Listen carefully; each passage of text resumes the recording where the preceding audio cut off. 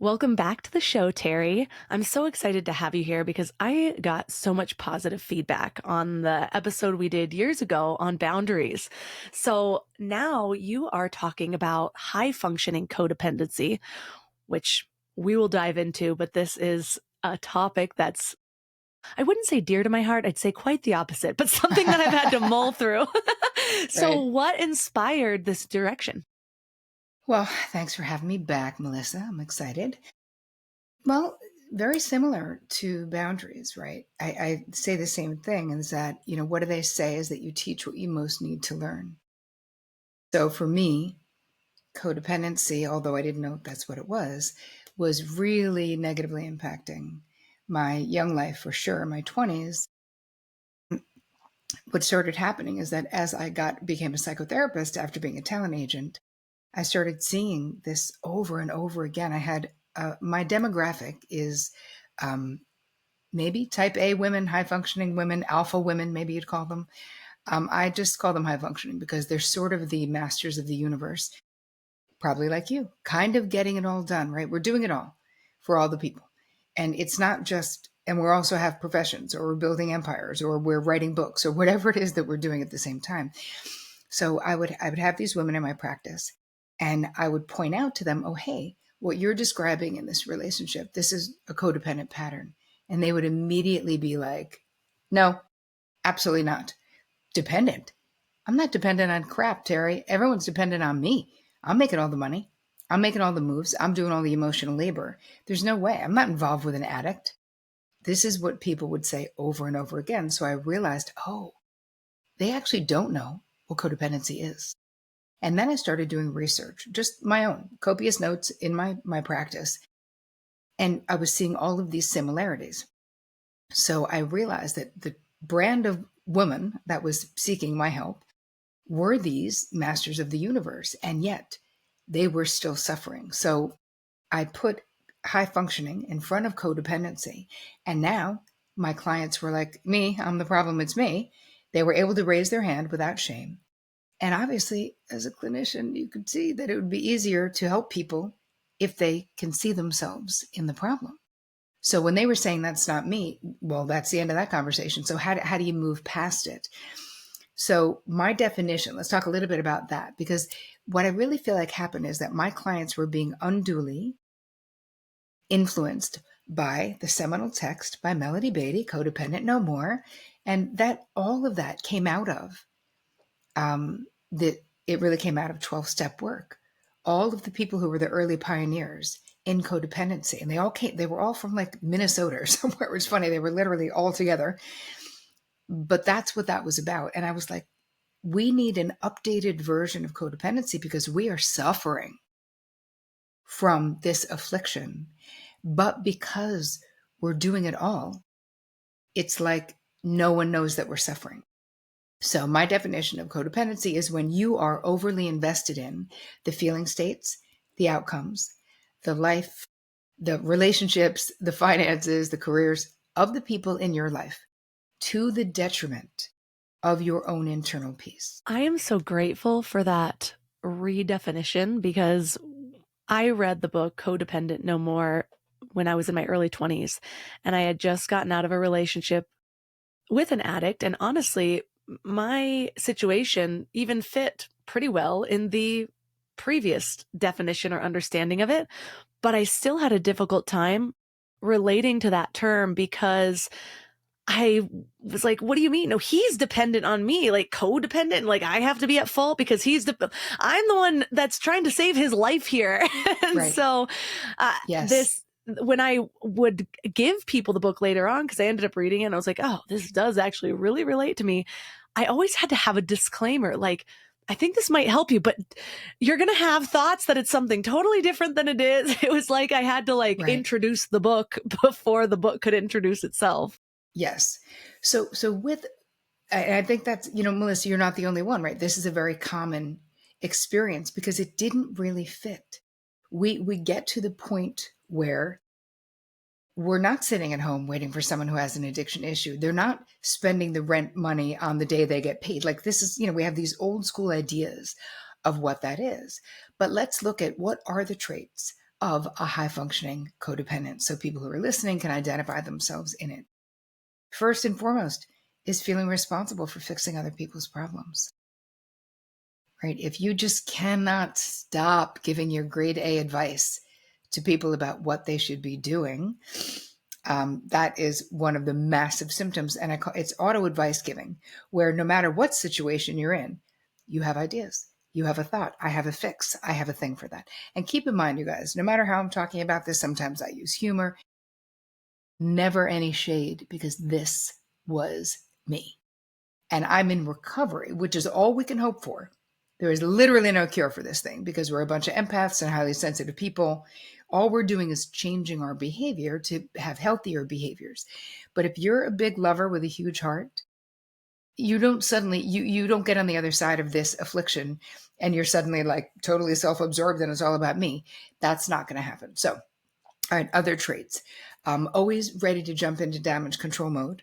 So we make amazing friends because we're the ones who run towards the problem when your friend calls. We could get frustrated and angry when people don't take our advice that we are so generously giving to them. You might feel a little bit exhausted. You might feel a little bit bitter, right? So we have auto advice giving. We have being overly self-sacrificing, where we are always, as HFCs, we're willing to take one for the team. We're like, whatever, it's not even that big of a deal. Like, just do your thing. And again, why are we doing this though? We'll get to all of the whys. But the behaviors are important to be able to look at. Auto accommodating.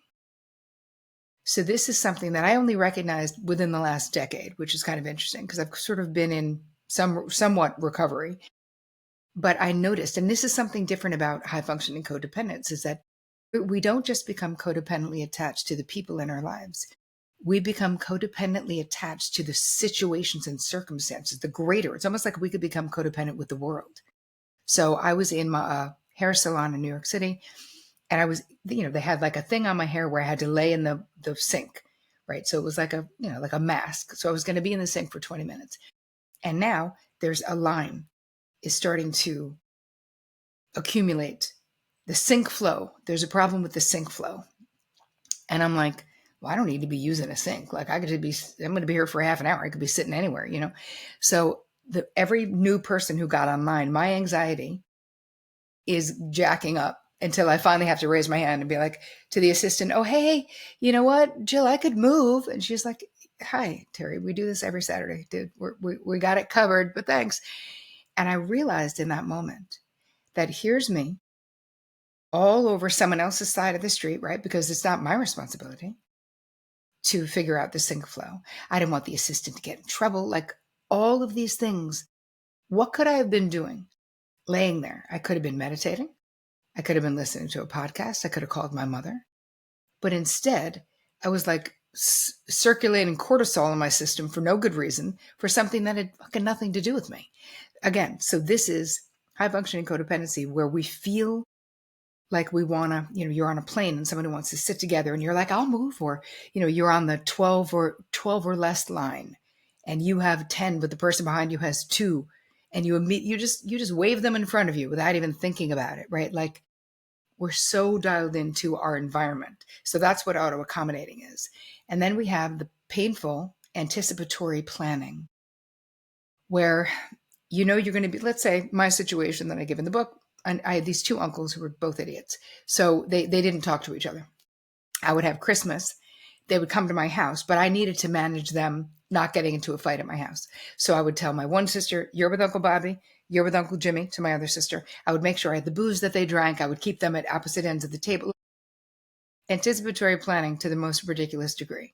How about just having a conversation with grown adults and saying, if you 2 idiots can't get along, don't come to Christmas, right?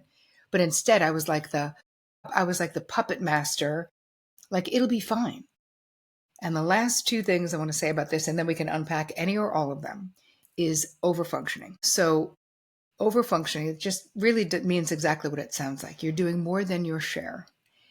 But how this impacts our relationships is really important to point out.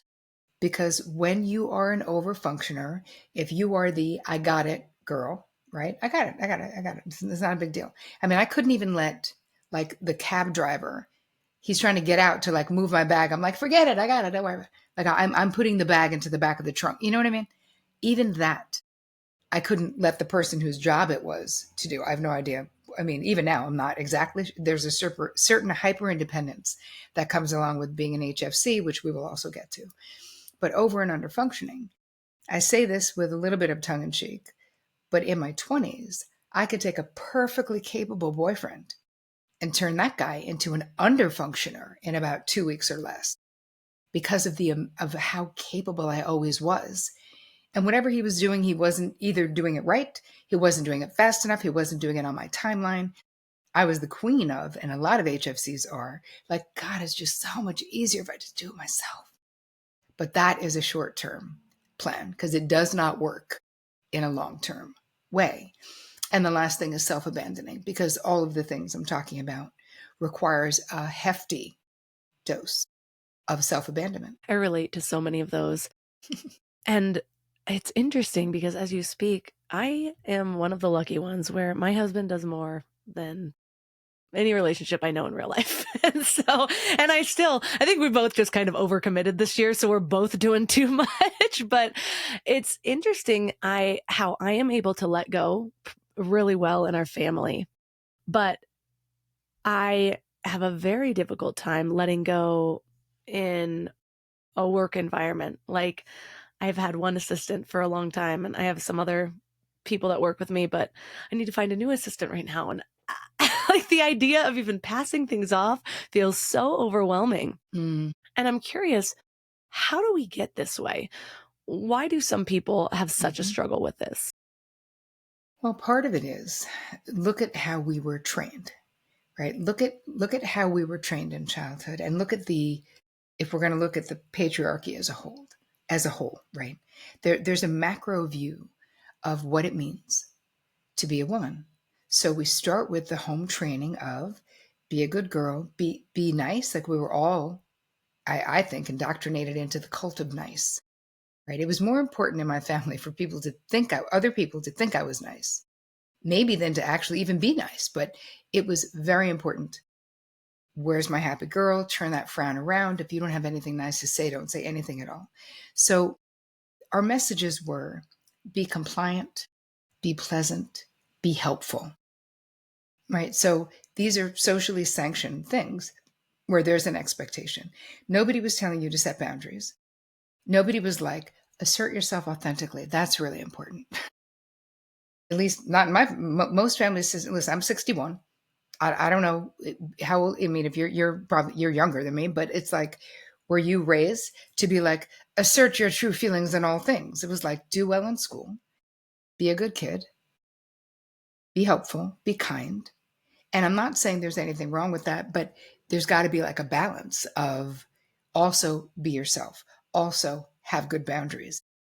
I did not have those things. I also was being raised during a time when, if you think about the evolution of women and our rights, and I mean, what a nightmare it is right now and how everything has gone backwards, but okay, hopefully that's temporary, is only in early 70s, when you think about it, a woman you couldn't get a house loan. You couldn't have a credit card without a male cosigner till 1973. You couldn't get a small business loan by yourself until after 1986 as a woman. I mean, do you understand what the messages that we got? So my unofficial 2 cents on how the patriarchy and all of that influenced us is that once we were allowed to be anything other than a nurse, a secretary, or a teacher, right? Those were the 3 careers we were allowed to have, like in the late 60s going into the 70s.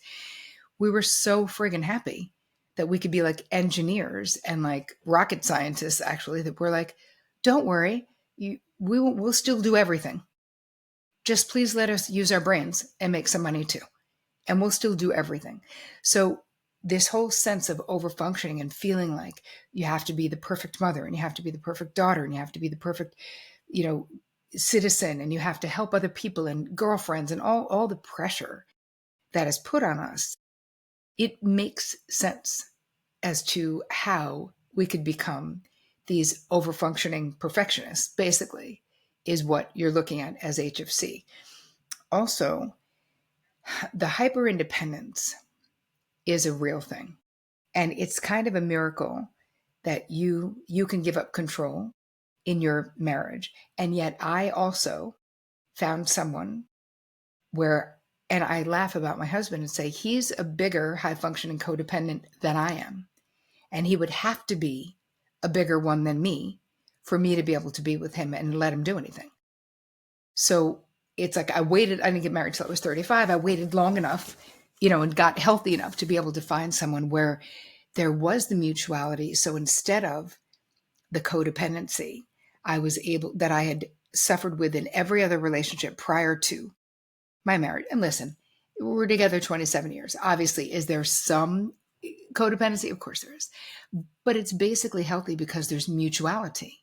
And it's possible to get there, but you have to know where you are right now. The hypervigilance that we have around independence, at least what I had, is I just didn't trust people.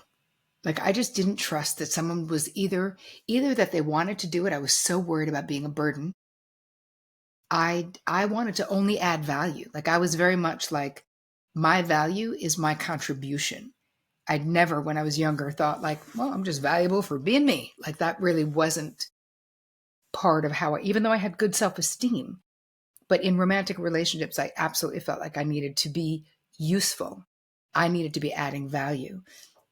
And I think that a lot of high functioning codependents feel that way, and that being vulnerable, really vulnerable, is so scary. It's so interesting that just the flashbacks I had with some of the things you said. Growing up, I was an only child, and I remember thinking of life like a video game where you could just develop all these skills. And on one hand, that's a beautiful thing, and it really pushed me to become multifaceted and complex. But when I really look at the truth of what I was experiencing at that time, it was similar to what you said, where I had to build up my value so that I would be chosen. And I didn't ever want to be dependent on a man because, well, I think part of it was a fear of not being chosen. And so it was easier to choose that I was going to be Right. independent. Yep. And like thinking it was a me choice, but it was like, no, this way I just won't have my heart broken. And I'm not Yeah, it was like trying too hard. preemptive. It was like being Yeah. preemptively protective of yourself. Yeah. Yeah. And I remember even looking at friends getting into relationships or whatever. I remember specifically in like sophomore year of high school, one crush dating this girl, and I was just like, wait, I think the last two skills I had developed were with him in mind. Like, things I thought he would like. And I was like, she doesn't have any of those things. I don't understand how this game works. And that's something that I just sort of brushed to the side. But when I think about it, that's so sad because you're right. I did not feel valuable just as me. I had a lot of self-esteem because I worked on myself quite a bit, but that was all surface level. As far as like general worth, I don't think that was there. Which makes so much sense though, because the demographic that I'm talking about, a lot of high functioning codependents are very successful. So you can do it differently. There's like a yogic saying, it was like, how you do anything is how you do everything. And as a psychotherapist, I never really thought that was true, because the reality is you could feel very confident in your skills. And I was always successful. I was successful young. I was a talent agent before I became a therapist. Like, that like sort of leaping up that ladder with my ambition, I knew who I was at work and what I brought.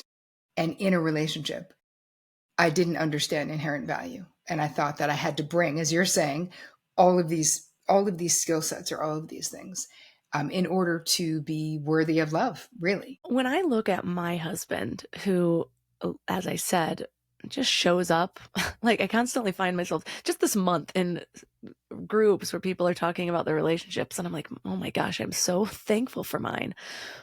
And I was just having a conversation with somebody who said, yeah, but my partner's parents are very traditional, blah, blah, blah. And I was thinking about it, and my partner's parents, my husband's parents, his dad was 12 years older than his mom.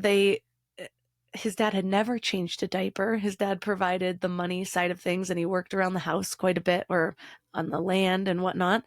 But he didn't see that. and somehow ended up being a partner who he changed all the diapers. That was actually our rule when I was breastfeeding. I was like, I gotta feed and do a lot of the nights. You do all the diapers. So I'd like call him down from his office I just love for it. the poop. And so I know so many of these things are shaped by what we've experienced, but do you think that it's an excuse that this is just all you saw? This is all a man saw in his relate or while he grew up or from his parents? Why do some switch and some don't? Any theories on that? I do, and I think that there's a combination. A lot of it has to do with your family of origin. I mean, most of it. I mean, I always say we got to go back to the scene of the crime, which is family of origin, where what you saw and who you identified with. You know, part of where I see how my husband is the way he is because he was widowed in his 20s with three young sons, a 5, a 3, and a 1-year-old. His 29-year-old wife died of cancer. And so he turned into, he grew these maternal traits because he had to. So he, you know, when I met him, I was blown away. I was like, wow, this guy, he's always like, I packed you a snack. There's water in the car for you. Like he'd be like, you want me to Oh, get that stain out of your sweater? And want me to darn your socks? And I'm not kidding. He's like, there's a hole, but I fixed it. I'm like, who is this fucking guy? Like, who is this guy? Yay. But again, that's a circumstance. Would he have been exactly like that if his wife, well, I wouldn't be with him, obviously, if his wife didn't die and they stayed married. Um, I think that it depends on the social, how socially sanctioned the behaviors are, right? And how, how do you, what are your agreements in the relationship? Because I see this with so many therapy clients where they get into relationships and they're not really happy with the unspoken agreements that they have, and they think the person's going to change. And I always say, if someone wants to get married, I always say, listen, good for you. And you need to be satisfied if your person never changed one iota for the rest of your life. Would you still marry them? Like, are you banking on them changing and you're saying yes to a future them who doesn't exist yet? If that's the case, don't do it because there's literally no guarantee that anyone's going to change. Listen, hopefully we all evolve, and you evolve more when you do it on purpose. Um, but I think that we collude. A lot of times you will have people in that union colluding with the limitations of both. But you don't realize how it's really going to be once you start having kids or once you, right? You don't know. You think it's going to be great. You know, you always see these young moms who are like, I'm only going to do this, I'm only going to do that. And I'm, you know, and then it very idealized and good for them. But the reality is it's messy, and raising children is messy, and being in love is messy, and having a family is messy. And we have to deal with that. So I think that people can change, though. For me, one of the most important things in a relationship, and I had a stipulation before I got to a point in my life. I was, you know, I had a massive career. I was living in New York City, and I really got done with unexamined minds. I was like, I'm never dating another guy who hasn't had 20 years of therapy. I don't give a shit. I'm so done. I I'm barely figuring out my own crap.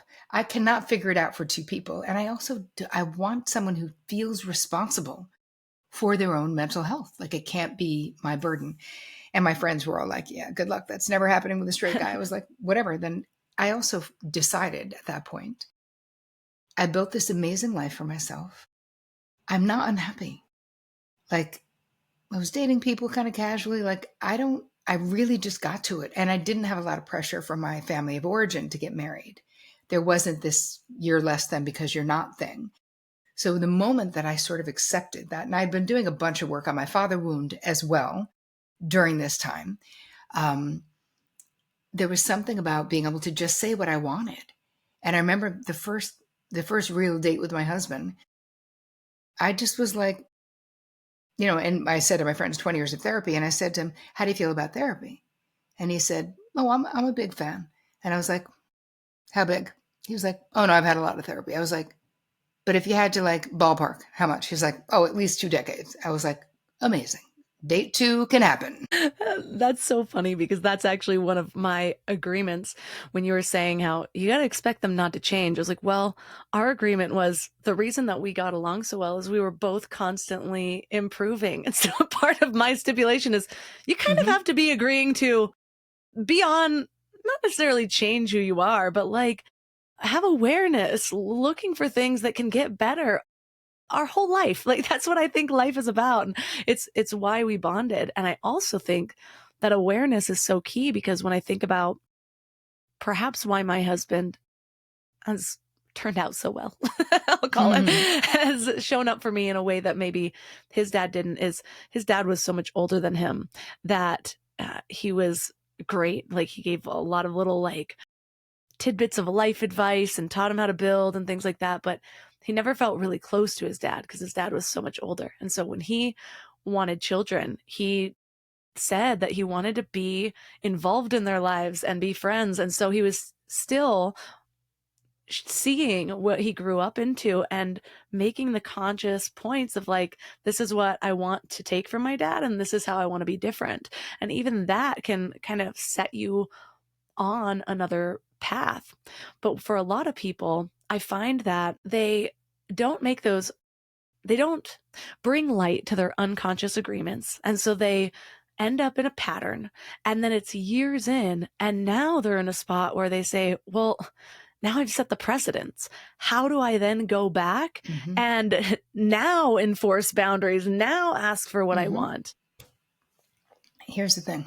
It's never too late to change your agreements. Is it a little harder? Yeah, it is going to be. Will there be more resistance? Of course.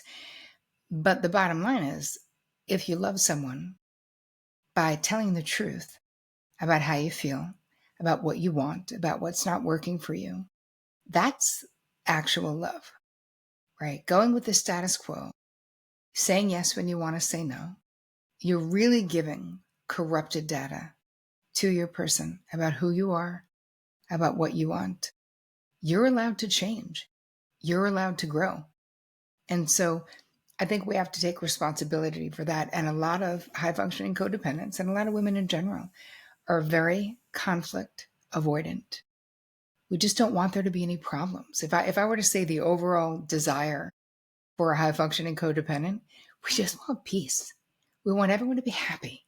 We work hard. We want everyone to get what they want. We want everyone to be happy. We want to be happy. And so sometimes that means we don't know how to approach these more difficult conversations. And of course, in the book, I walk you through and I give you scripts.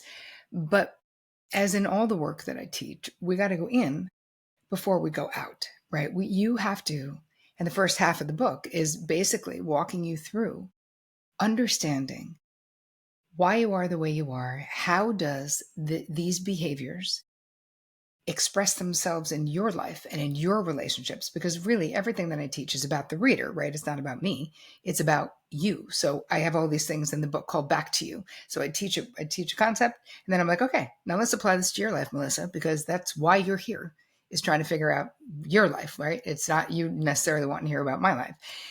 Looking at the costs, right, to you to continue to live this way. So I can say that the women who would come into my office in their fifth, sixth, seventh, right, decade of life, let's say, there's a lot of burnout, right? Sort of living life light, where you're so preoccupied with all the other people, so preoccupied with getting it all done, that you're not fully present in the here and now when you're experiencing things.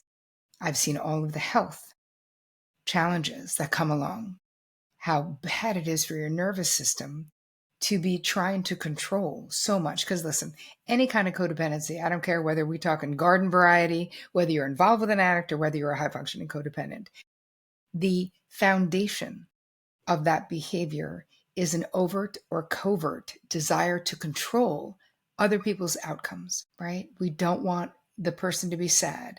We don't want the person to lose their job. We don't want our kid to pick the wrong college. We don't, right? And this is not to say Listen, we're all empaths and we're lovers. Obviously, we love our people. Obviously, we want our people to be happy and get what they want, of course.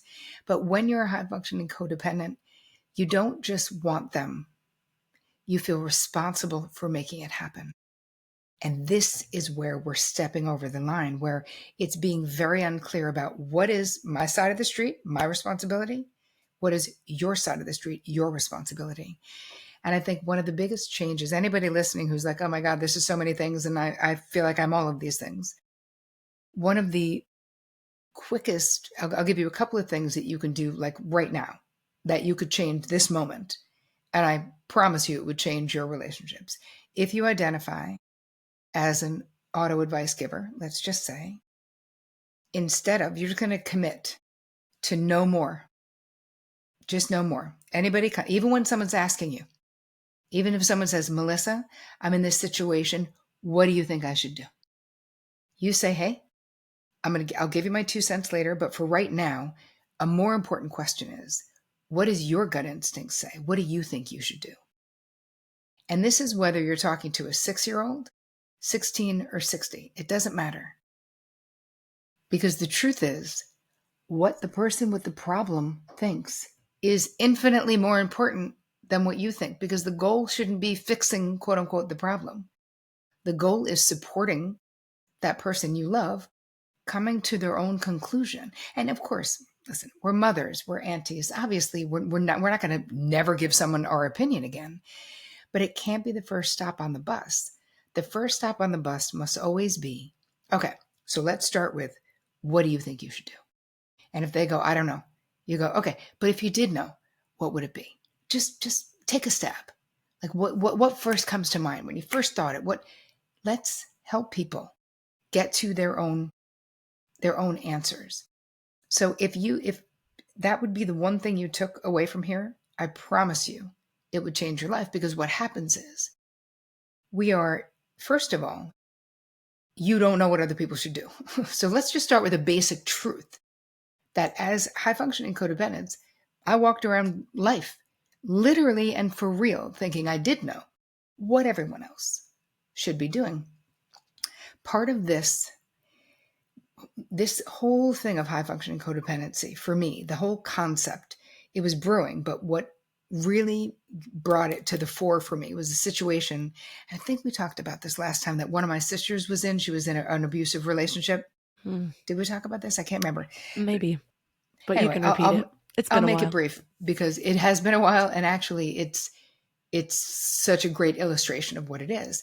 So she was in a bad relationship. She kind of always was in not good relationships. I was the youngest, but I was the designated oldest, right? Sometimes that happens in family systems, where even though I was the youngest, but I was the designated oldest.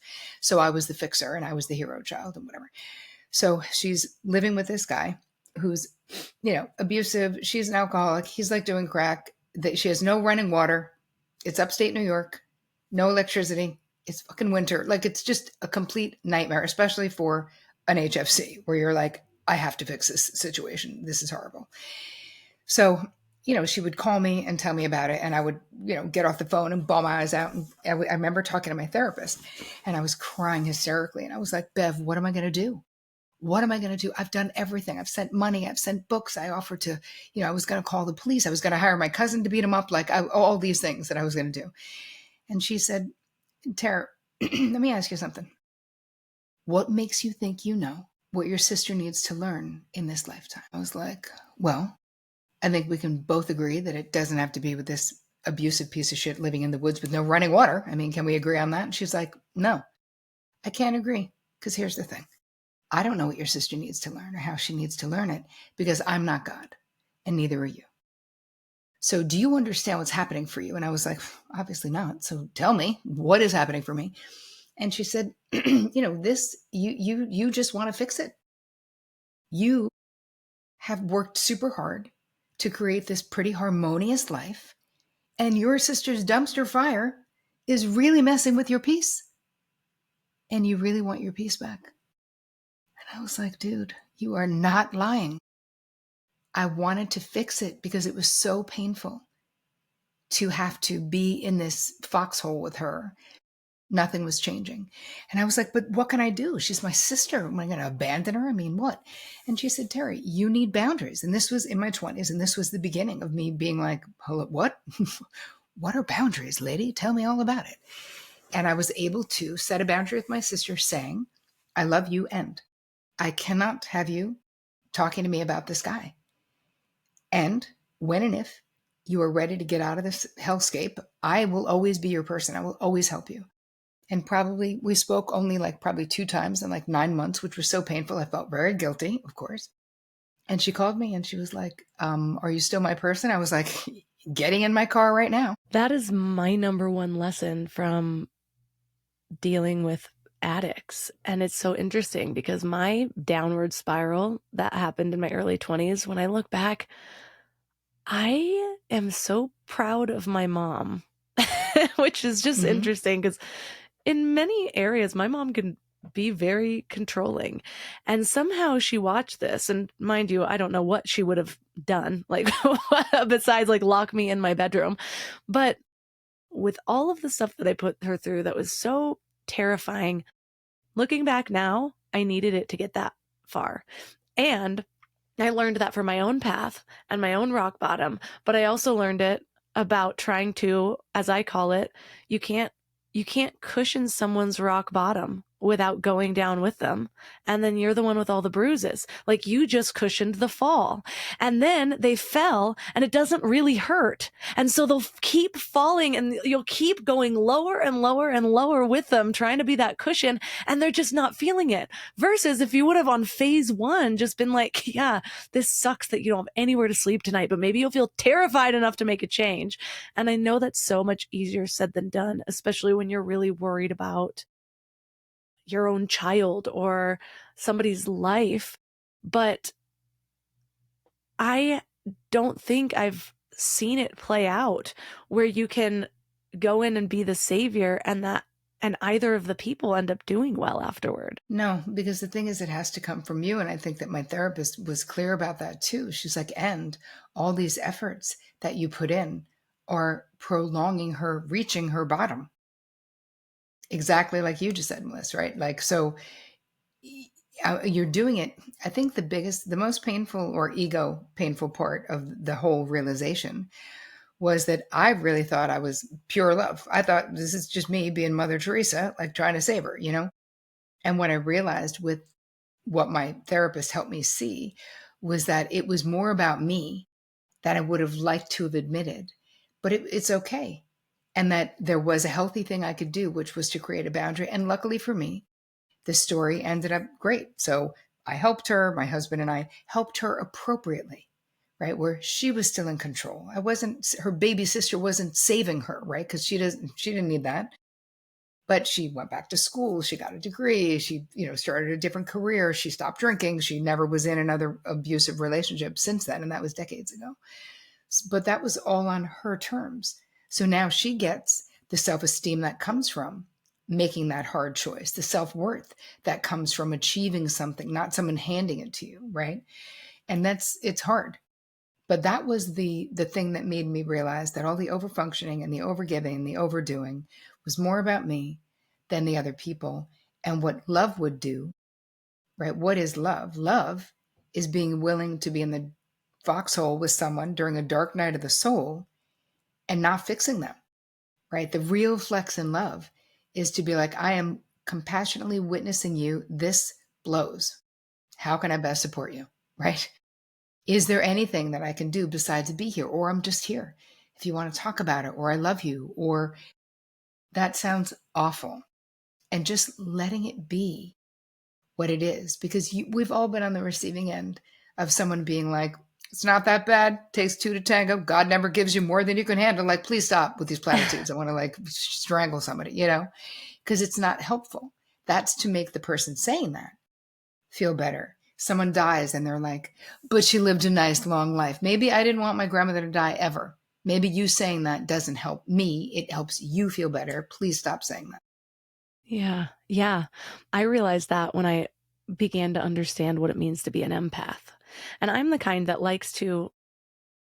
I don't like to stick with labels. Labels are very helpful and it usually helps me see patterns that I couldn't before. Mm-hmm. But then I like to move through them and then kind of like leave them where they were. Like, okay, now I know. But yeah, same thing where I always wanted to fix people's problems because their problems made me uncomfortable, and I wouldn't have to feel the dis-ease in the room. I am definitely an auto advice giver. I was just listening to something the other day. I really like streaming the Global Center of Christ Consciousness in Sedona. And he just said the other day, like, and you want your kids to go down a certain path. Like, you don't want them to choose the wrong religion or spiritual path, but that is just another way to control. It is inappropriate for you to tell them what they need to go through in this life. And I find that in many areas, we're so much better with parts of this with our kids. Maybe not the religious paths, but the part where, if my child asks me for help, I am good at saying, I'd like to know what you think, or how would you do that? Let's problem solve together, something like that. Yep. But I was just thinking, my cousin just asked me, she's like, you have the healthiest, longest hair I've ever seen. What is your trick?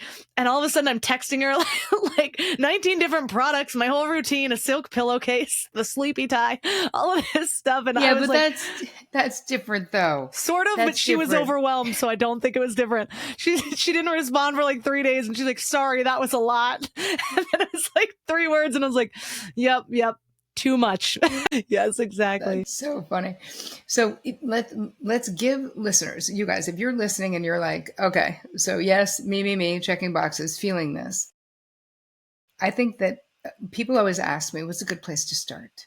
Because it can feel overwhelming. I mean, I have a gift for your audience that's going to help them start somewhere. It's like it's an HFC toolkit. So they can get that at terricole.com/HFC.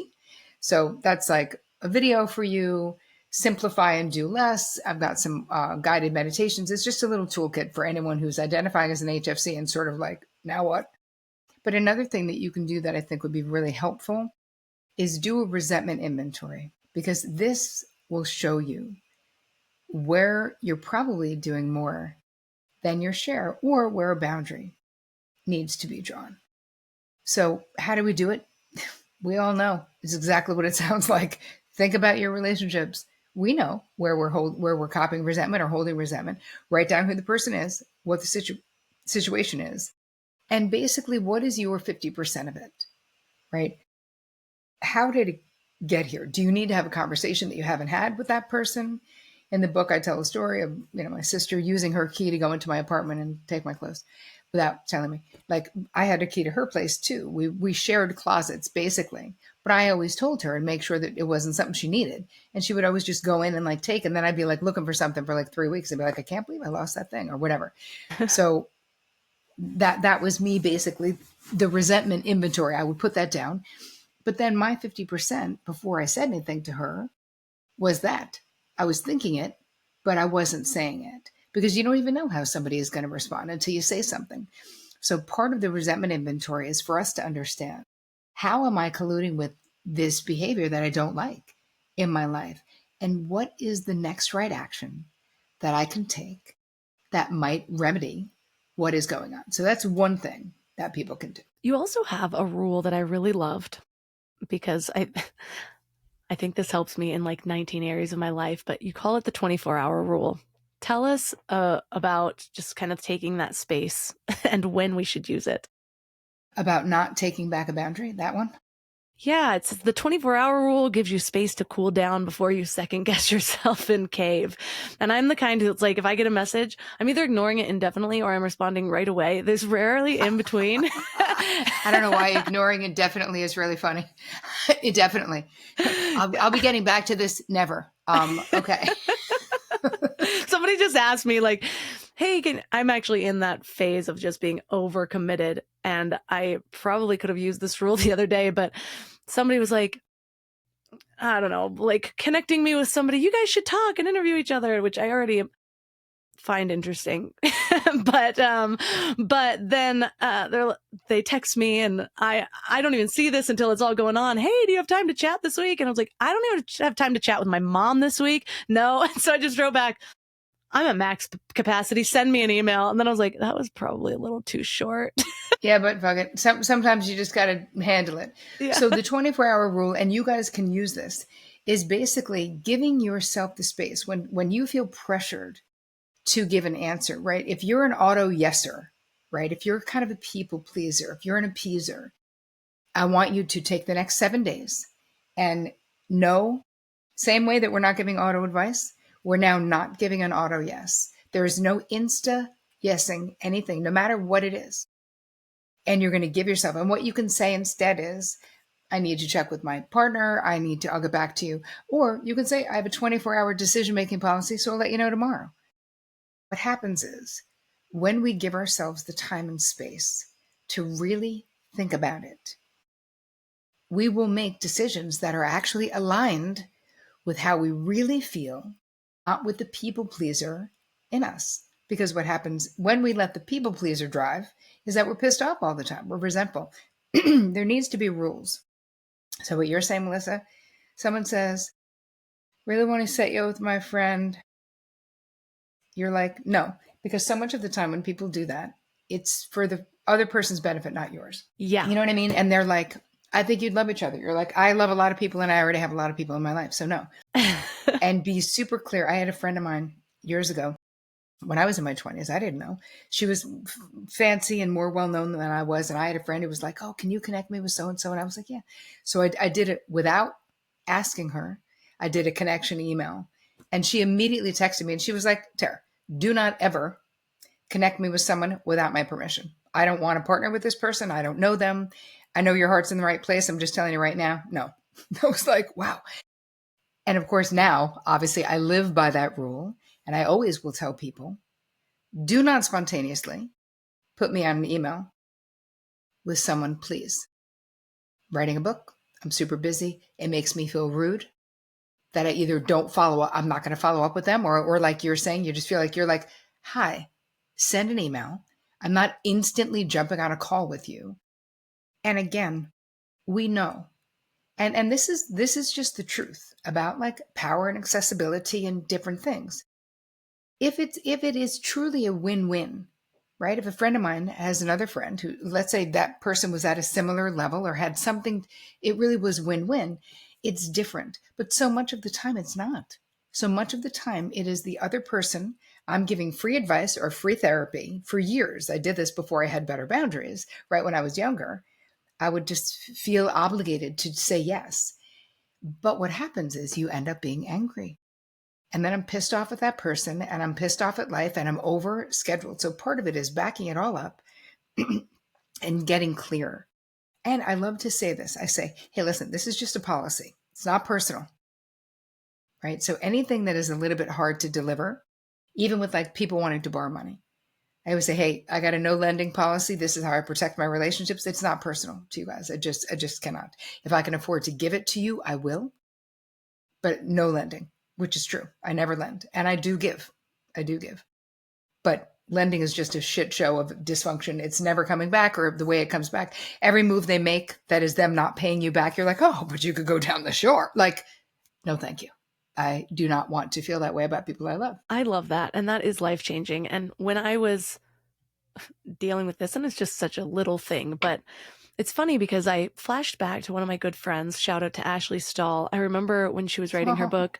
I love Ash. Yeah, I had asked her when we do Zoom calls sometimes to catch up, but I was like, hey, we haven't had a Zoom call in a while. Let's catch up.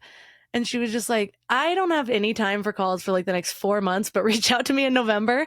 And I loved that. I had no hurt feelings about it or anything like that. But I remember it sticking out in my mind. And it was like one of those things that I'll carry with me forever because so often we think that by enforcing our boundaries, we're going to offend the other person.